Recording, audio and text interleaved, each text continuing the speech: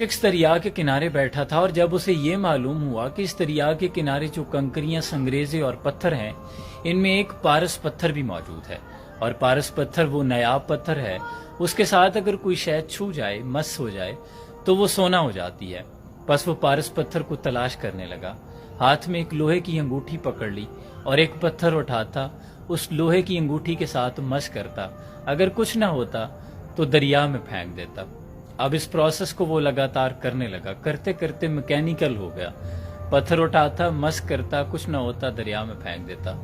اور اس پروسیس میں اس کو کرتے کرتے اس نے وہ پتھر بھی دریا میں پھینک دیا جس کے ساتھ لگ کر، جس سے مس ہو کر وہ انگوٹھی سونے کی بن گئی تھی،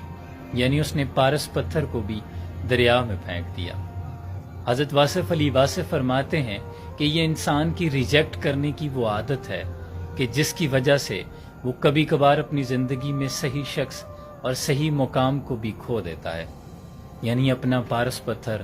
دریا میں پھینک دیتا ہے۔ اس لیے اپنی زندگی میں اپنے ارد گرد، اپنے اطراف ایسے لوگوں کو دیکھیے جو آپ کے لیے پارس پتھر ہیں، کہ کہیں ایسا نہ ہو کہ آپ کی ذرا سی کوتاہی آپ کا پارس پتھر آپ سے دور لے جائے۔